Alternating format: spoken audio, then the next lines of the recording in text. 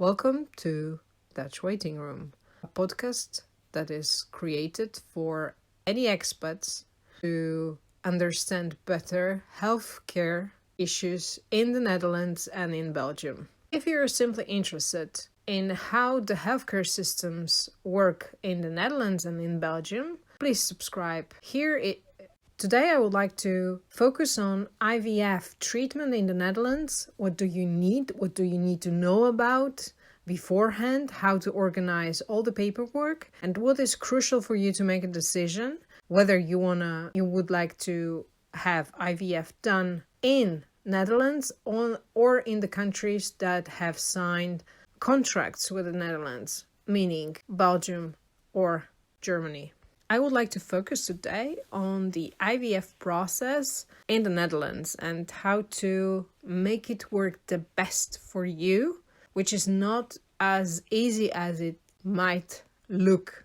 Firstly, I would like to acknowledge that I really understand how difficult it is to be not able to conceive naturally and how devastating the whole process could be for the couples to make a decision that it's now time for insemination or IVF. I understand that for some of you it's been months, if not years. So to honor your pain, I would like to discuss how make the IVF process as painless as it could be. During your journey, there will be a lot of moments when you feel thrown under the bus or like a train wreck. So firstly, what is the most important decision that you already made? Whether you're thinking of moving to the Netherlands or you're already living in the Netherlands, is that you can't wait anymore for the natural process to happen. So how does it work in the Netherlands? You're entitled to 3 IVF attempts, and here in the Netherlands to 6 in Belgium. And meanwhile, in the Netherlands, you have to go through 6 inseminations, or it is covered by the insurance. But you have to be fully aware what isn't covered. We will discuss it fully later on. Now you need to know what you're entitled to at the beginning.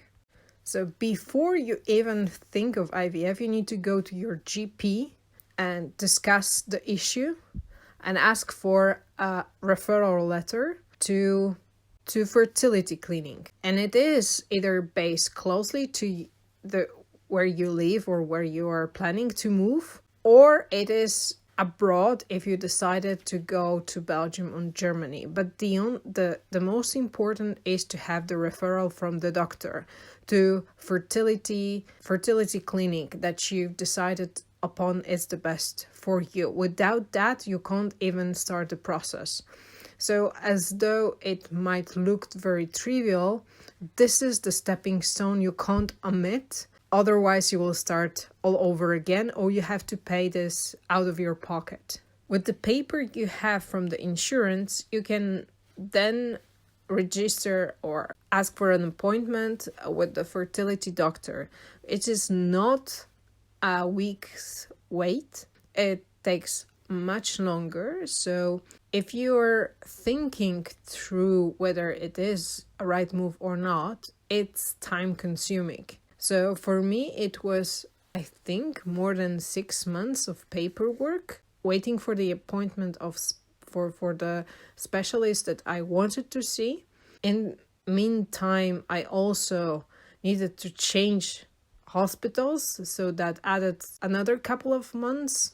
So if you're thinking of your first IVF trial and the IVF investigation, it could be even 6 to 1 year, depending on your case, from the moment you decided to have an IVF attempt. This is very crucial to understand that this is very time-consuming process in both, especially in the Netherlands. There are a lot of patients here in the Netherlands who are not very happy on how it works. So beyond the paperwork, there are many issues that, I would say gynecologists or with the specialization of fertility are not really interested in deepening. For example, there are two schools in the Netherlands. They don't believe endometriosis mostly is an issue that might cause your infertility. Maybe not cause, but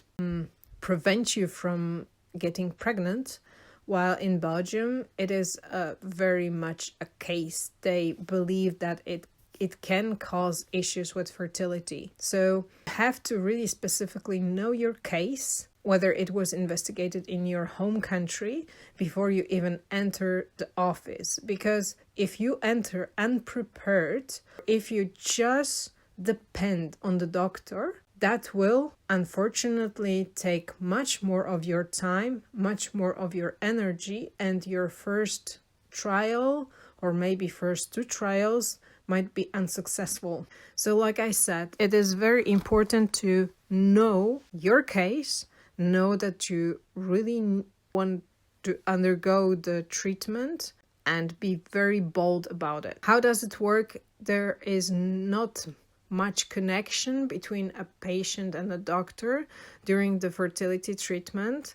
There is I call it the lean process for those who knows economics. It is very much oriented on who is on the shift. So you have your main doctor that knows all your file or your issues, and then you have sort of doctors who are that day when you need to check for your follicles to grow are in the hospital. So basically you see during your IVF trial specifically, I think up to 5 doctors. So you have main doctor that is organizing or just ordering what needs to be done in your case. There are doctors who are doing the ultrasound. That's mainly that I've never heard that it was always the same doctor. That's usually a different doctor.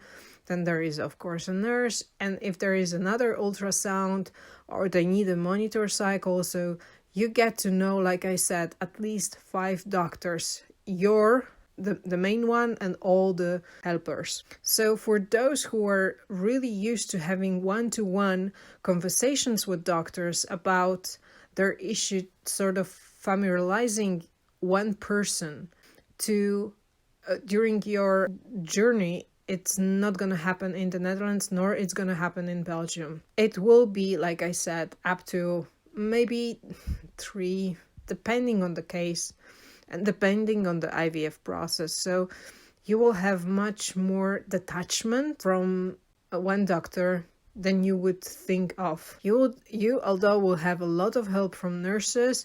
Nurses will be also involved. There are psychologists in the hospitals, because what is important that some fertility clinics, most of them, they're all linked with the hospital. So basically you're going to the hospital, but there is, well, the deans, the department, I call it, because for me, sometimes hospitals here are like corporations, so I call them a department. So within the hospital, you have a specific department that is fertility clinic. You can go privately for that clinic, or you can go publicly, meaning that it's not, in most countries that I've worked with, this is a bit more separate from the public healthcare. Here in the Netherlands and in Belgium, it is linked to a hospital. So you also will see a lot of patients. So unfortunately, even though there are places when the IVF process is more private and there are smaller clinics and bigger clinics, it will not always be as private as you wish. So there are some, well, I think misunderstandings, the prerequisites that we come from our culture that we really project into how we think it will happen. But unfortunately, it is what it is. It's more diverse and more detached that and I find this as helpful as difficult. At the beginning, I was just very confused that I can't talk to my doctor. At the same time, I was happy that I could see different doctors and see their perspective on my health. But I know that for many patients, they really want to have just one doctor all the time with any small development in their case.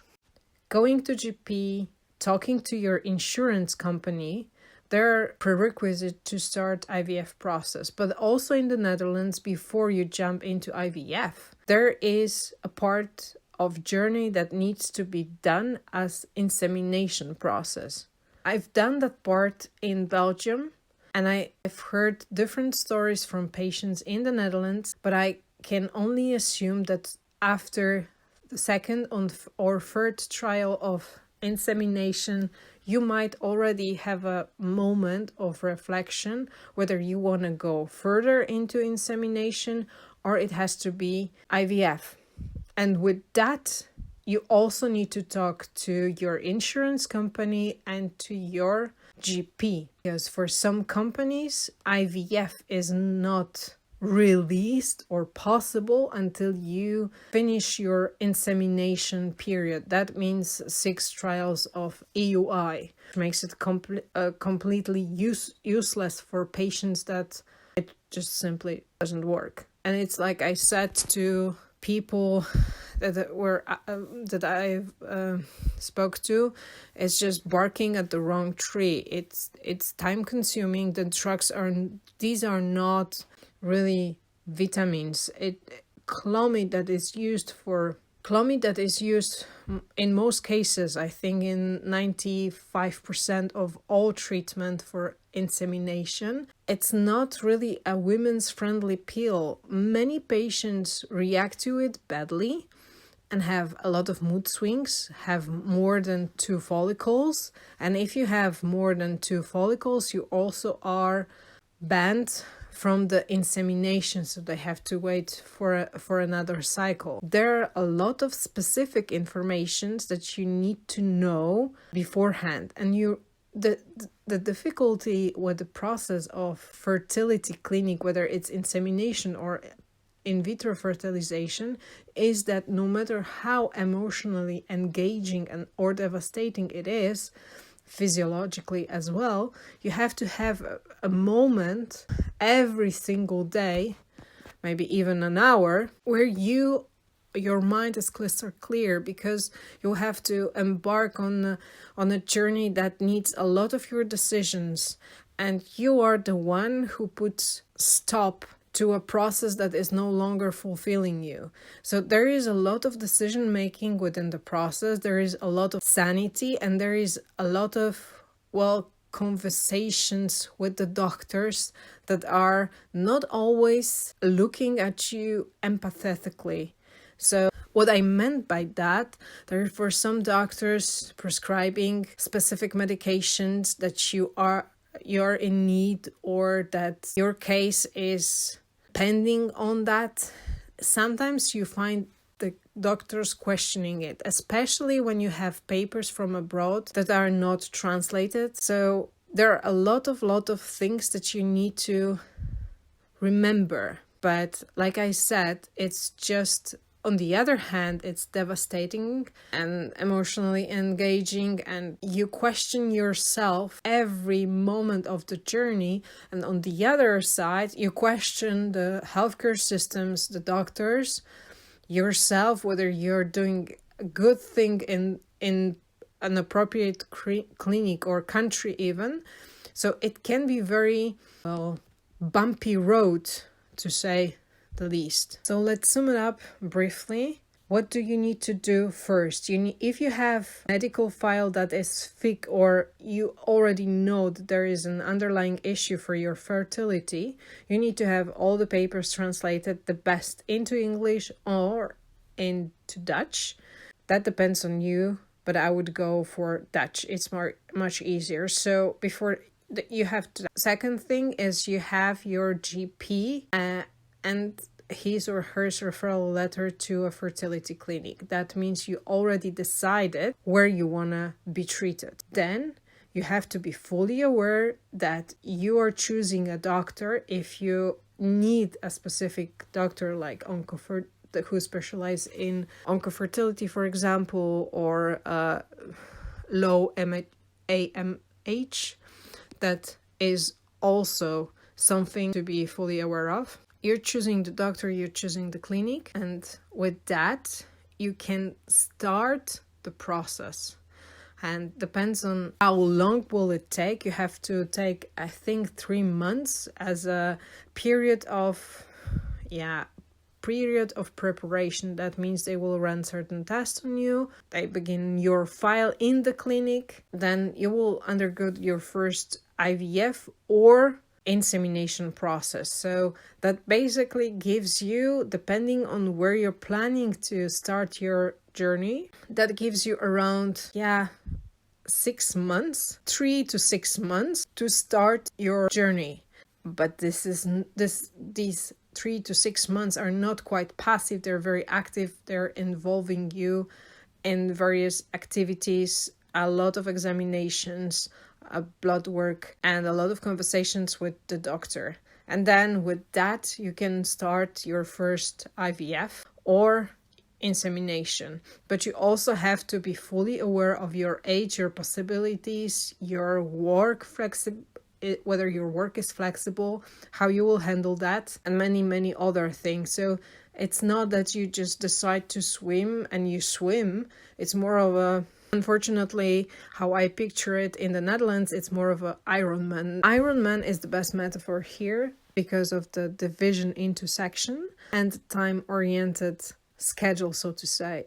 You have to be time-oriented for yourself. So you have to really know your details, your case, get to know yourself better, how you work on meds, how that will influence your partnership, your relationship with friends, and how to squeeze it into your section of planning your family. What does it mean? That means that this is really important to know whether to put a stop. And I mean to a full stop or just on hold. You have to really take care of yourself. That means that if you need a moment to reflect or that you can't do the pace that the doctor is asking you, you have to really advocate for yourself that it's no longer possible for you, or you need to skip certain period of time, like for example summer, or just do it specifically in summer. So whatever it is in your case that is most important, you have to raise in your self-confidence, which is hard because this is exactly the opposite. The process can squeeze you out of your self-confidence, but actually when you think you don't have it, that's when you need it the most. And systems here in the Netherlands and in Belgium will help you, but only when you know how to use them to your benefit. Just to be aware of a time-consuming process, if you heard correctly, there are 3 trials for IVF in the Netherlands and 6 in Belgium. That means in Belgium, that's double the time you wait in the Netherlands. But also, like I said, there are some cases that specifically you would be better if you go to Belgium straight away, because you won't lose time in the Netherlands. There are patients, to sum it up, who are very unhappy that they started their IVF journey. And there are some patients who haven't had that much of concern. They fell pregnant with the first attempt of IVF here in the Netherlands. Although the most common complaint that I've heard from patients is that here in the Netherlands, doctors lack empathy more than in Belgium. And it is difficult for the patients who are very fragile during the processes. And I think this is something that you also need to fully understand, that this is a journey that might open up into new possibilities, you becoming a mother or you becoming a family, but also there will be a lot of time when you will be alone or felt just like a remote island. With this episode, I wanted to create awareness that this process could be really long. It takes a lot of your effort, a lot of organizational skills, but also it is important to gather your team, your support team, and people who know the rules. Also, you can't really forget about the timeline. So, thinking ahead about and knowing yourself, trusting yourself, whether, like I said, you know what you're doing. Sometimes it is very crucial in the process where doctors will impose on you what you're supposed to feel or what you're supposed to be doing. And when you have that inner conflict with you that is no longer serving you, then you have to put the treatment on hold or just stop it for a moment. It is always better to put it a stop to your treatment than make it a full speed journey, because at the end you will be exhausted and chances are that maybe this clinic wasn't for you. So you have to be really rather walking or tiptoeing with the journey here in the Netherlands specifically, or changing a country into Germany, Belgium, if you think you deserve something else and your body needs completely different treatment, more oriented on your case. I'm not saying that the treatments and the way they are conducted here in the Netherlands are wrong. I just know that there are specific issues with the patients that have more complex cases. So this is for you to be fully aware about. And one more thing, it's very difficult for some to be self-advocating during the journey, especially that maybe in your country having a doctor-patient relationship is more hierarchical than here in the Netherlands. But it's really, really crucial for you to be self-confident during the whole process with the doctors, because you, at the end, it is all about you, not them.